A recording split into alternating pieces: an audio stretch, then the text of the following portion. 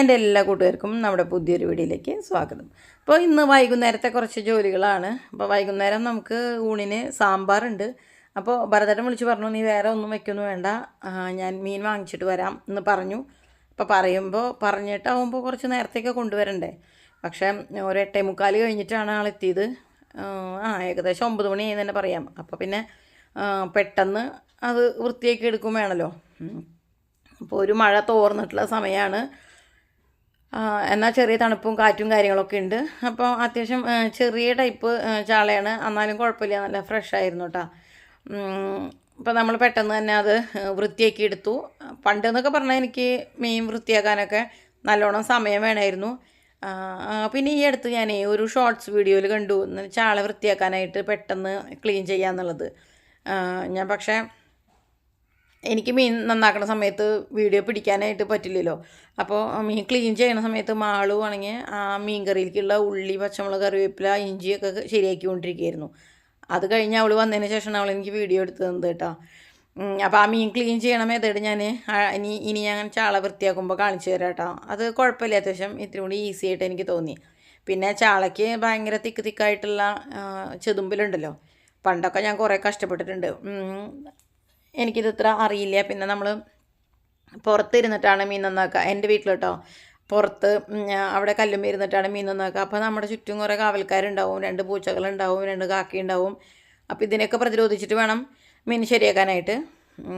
അപ്പം ഞാൻ ആദ്യം വിചാരിച്ചു കുറച്ച് ഇപ്പോൾ വറുക്കാം, അത് കഴിഞ്ഞ് കറിയും കൈയോടെ വെക്കാം. കാരണം ഇന്ന് മീൻ കറി വെച്ചാൽ നാളേക്ക് നല്ല ടേസ്റ്റാണല്ലോ. അപ്പം അങ്ങനെ ചെയ്യാമെന്ന് വിചാരിച്ച് രണ്ടും കൂടി ശരിയാക്കാണ്. അപ്പോൾ വറക്കാനുള്ള മീനുകൾ മാത്രം ഞാനിങ്ങനെ വരയിട്ട് കൊടുത്തിട്ടുണ്ട്. അപ്പോൾ നമുക്ക് ഉള്ളിലേക്ക് ഉപ്പും മുളകൊക്കെ പിടിക്കാനും അതുപോലെ ഫ്രൈ ആകുമ്പോൾ നല്ല ക്രിസ്പായിട്ടിരിക്കാനൊക്കെ നല്ലതാണ്. ഞാനിതിൽ സാധാരണ നോർമലായിട്ടുള്ള പൊടികൾ തന്നെ ഇടുന്നുള്ളൂ കേട്ടോ. അതായത് മഞ്ഞൾപ്പൊടി, ഉപ്പ്, മുളക് പൊടി, ഇത്രയും സംഭവങ്ങൾ.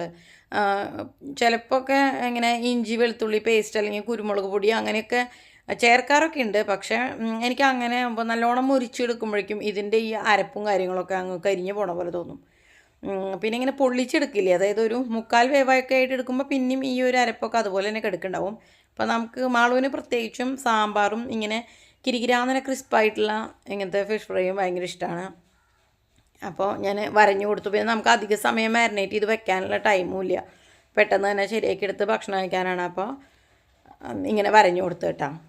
അപ്പോൾ നമ്മൾ എന്ത് ചെയ്യണം, ഒരടുപ്പിൽ മീൻ കറിയും അപ്പുറത്ത് മീൻ ഫ്രൈയും ചെയ്യണത് ഒരുമിച്ച് കാണിക്കട്ടെ. ശ്രീനിവാസൻ പറഞ്ഞ പോലെ ആശുപത്രി കല്യാണം ആശുപത്രി അതുപോലെ അങ്ങ് കാണിക്കാട്ടോ. അപ്പോൾ ഉള്ളിയും സംഭവങ്ങളൊക്കെ ശരിയാക്കി വെച്ചിട്ടുള്ളത് കൊണ്ട് തന്നെ നമുക്ക് ചടപടം തന്നെ പണികളൊക്കെ വേഗം ആവുന്നുണ്ട്. അപ്പുറത്ത് ചട്ടി അടപ്പത്ത് വെച്ചിട്ടുണ്ട്. ആ ചട്ടി കുറച്ചും കൂടി വിസ്താരമുള്ളതായതുകൊണ്ട് തന്നെ സുഖമാണ് കേട്ടോ. മീൻ വറക്കാനൊക്കെ നല്ല എളുപ്പമാണ്. പിന്നെ അങ്ങനെ അടുക്കി പിടിക്കും കാര്യങ്ങളൊന്നുമില്ല. അപ്പോൾ പിന്നെ അതുപോലെ എനിക്ക് തോന്നിയിട്ടുള്ളത് വെളിച്ചെണ്ണയും അധികം വേണ്ട എന്നുള്ളതാണ്. വെളിച്ചെണ്ണയും കുറച്ച് മതി. അങ്ങനെ എല്ലാം കൊണ്ടും നല്ല പെർഫോമൻസാണ് ചട്ടിയുടെ കേട്ടോ. അപ്പോൾ നമ്മൾ ഉലുവയിട്ട് അതൊന്ന് മൂത്തതിന് ശേഷം ഉള്ളി ഇട്ട് കൊടുക്കുകയാണ്. ഇപ്പോൾ പണ്ടൊക്കെ നമ്മൾ മീൻ കറിയും വെക്കണ മെത്തേഡ് ഇങ്ങനെയല്ലായിരുന്നു. പക്ഷേ ഇപ്പോൾ ഈ ഒരു മോഡലിൽ വെച്ച് തുടങ്ങിയപ്പോൾ പിന്നെ ഇങ്ങനെ മുളക് ചാറ് പോലെയൊക്കെ വയ്ക്കുമ്പോൾ ഇങ്ങനെ തന്നെയാണ് ഞാൻ വെക്കാറുള്ളത് കേട്ടോ. തേങ്ങ അരയ്ക്കാതെ വെറുതെ മുളക് പൊടി മല്ലിപ്പൊടിയൊക്കെ മാത്രമായിട്ട് വയ്ക്കുമ്പോൾ ഇങ്ങനെ വെക്കുന്ന ടേസ്റ്റ്. പിന്നെ അവിടെ മീൻ വറക്കുമ്പോൾ എല്ലാവരും അങ്ങോട്ടൊന്ന് ശ്രദ്ധിക്കണേ.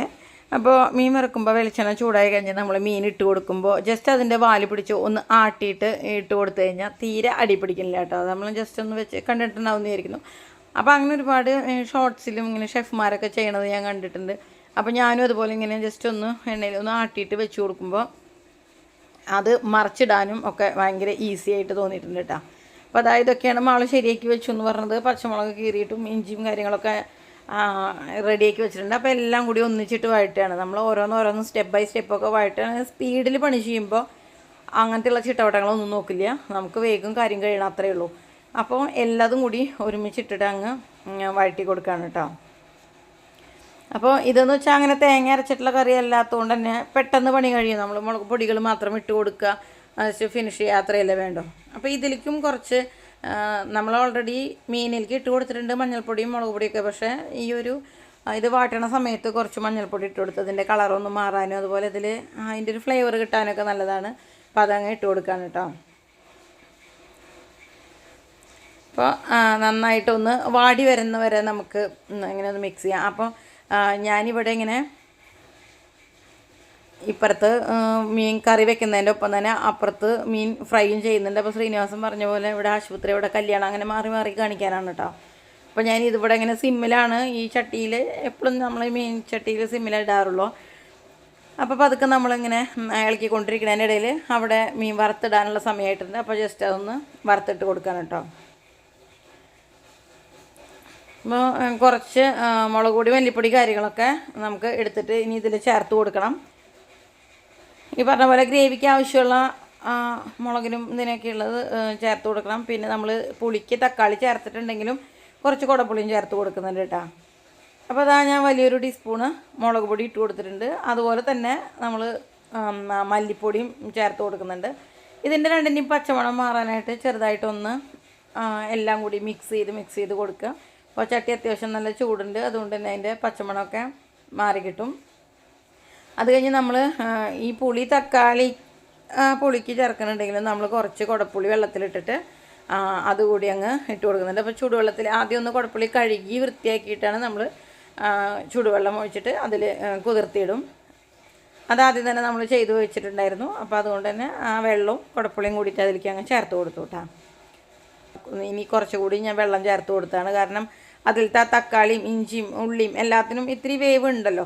അപ്പോൾ അതൊക്കെ നന്നായി വെന്ത് അതെല്ലാം പുളിയും ഉപ്പും എല്ലാതും കൂടി മിക്സായി നല്ല പാകത്തിനായതിന് ശേഷം മാത്രം ലാസ്റ്റ് നമ്മൾ മീൻ ചേർത്ത് കൊടുക്കുകയുള്ളൂ. അതൊക്കെ അവിടെ കിടന്നൊന്ന് വേവട്ടെ, നമുക്ക് മീൻ വറക്കണേൻ്റെ കാര്യം നോക്കാം.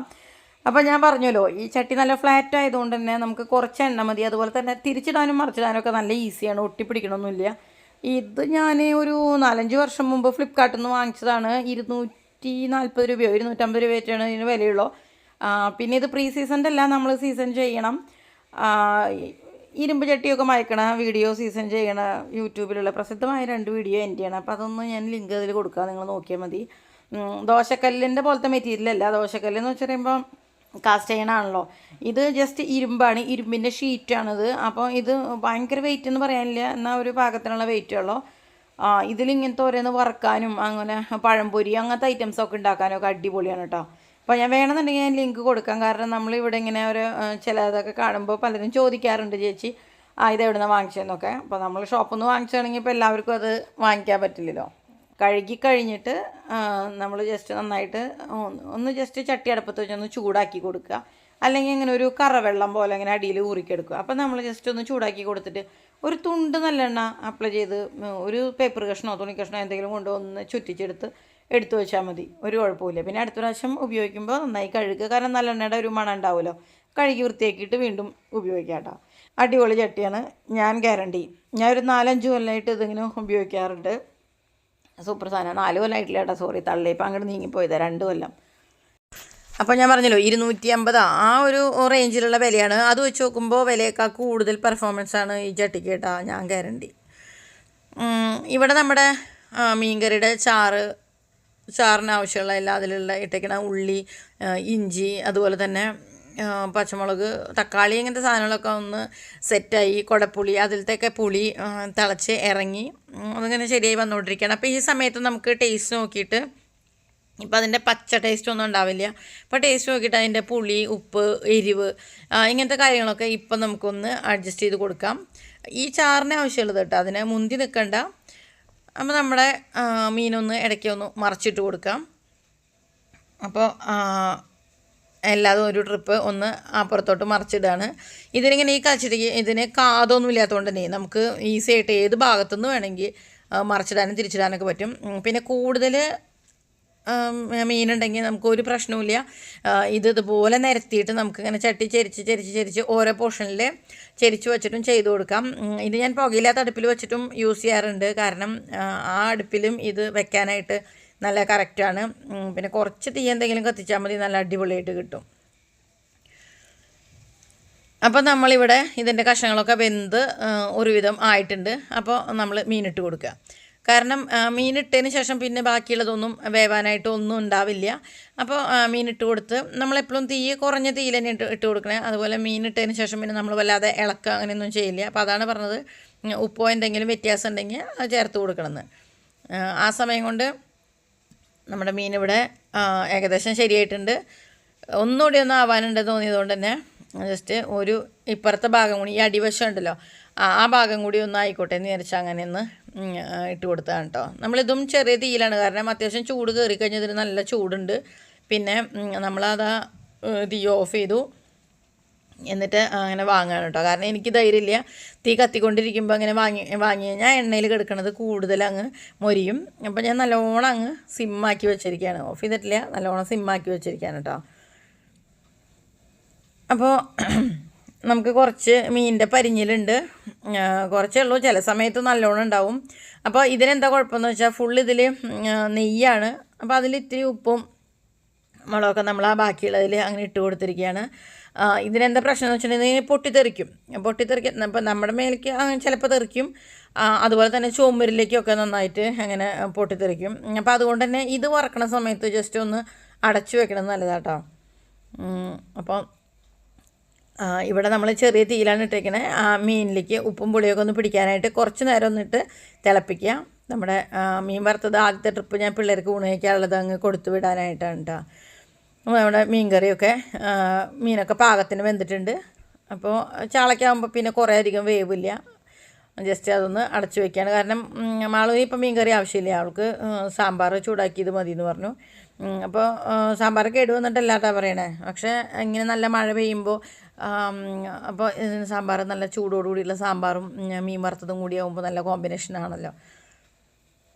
ഇത് ഞാൻ മറ്റേ കൽച്ചട്ടിയിൽ വെച്ചിട്ടുള്ള സാമ്പാറായിരുന്നു. അപ്പോൾ പലരും ചോദിച്ചു കൽച്ചട്ടിയിൽ വെച്ചിട്ട് നല്ല ടേസ്റ്റ് ഉണ്ടായിരുന്നോ ചേച്ചി എന്നൊക്കെ ചോദിച്ചിട്ടുണ്ടായിരുന്നു. അപ്പോൾ രാവിലെ ഞാൻ കറി വെച്ച വഴിക്ക് ടേസ്റ്റ് ചെയ്ത് നോക്കിയപ്പോൾ എനിക്ക് അങ്ങനെ പ്രത്യേകിച്ച് വ്യത്യാസം തോന്നിയില്ല. പക്ഷെ നമ്മൾ ആ പാത്രത്തിൽ വെച്ചിട്ട് ഇരുന്നിട്ട് ഉച്ച സമയമാകുമ്പോഴത്തേക്ക് ഉച്ചയ്ക്ക് ഊണ് കഴിക്കാനായിട്ട് എടുത്തപ്പോൾ നല്ല വ്യത്യാസം തോന്നി. അതിലിരുന്നിട്ട് നല്ല ടേസ്റ്റ് ഉണ്ട്, നല്ല രസമുണ്ട്. രസമല്ല, സാമ്പാർ. അപ്പോൾ അത് ഒന്ന് തിളപ്പിച്ചെടുക്കുകയാണ്. അപ്പോൾ ഞാൻ പറഞ്ഞല്ലോ, നമ്മൾ സാമ്പാർ വെച്ച് കഴിഞ്ഞാൽ എങ്ങനെയായാലും 2 ദിവസത്തേക്ക് ഉണ്ടാവും. അത് പിറ്റേ ദിവസത്തേക്ക് എനിക്ക് തോന്നുന്നു അതിന് കുറച്ചുകൂടി ടേസ്റ്റ് കൂടുതലാണ് ഉള്ളതെന്ന് തോന്നുന്നു. അപ്പോൾ നമ്മുടെ ചോറ്, സാമ്പാർ, മീൻ വറുത്തത്, മീൻ കറി, ഇത്രയും സംഭവങ്ങളായിട്ട് നമ്മൾ ഊണ് കഴിക്കണം. അപ്പോൾ വീഡിയോ എല്ലാവർക്കും ഇഷ്ടമായിട്ടുണ്ടാവുന്നതായിരിക്കുന്നു. എല്ലാവരും കമൻറ്റ് ചെയ്യണേ. അടുത്ത വീഡിയോയുമായിട്ട് വേഗം വരാം. ബൈ.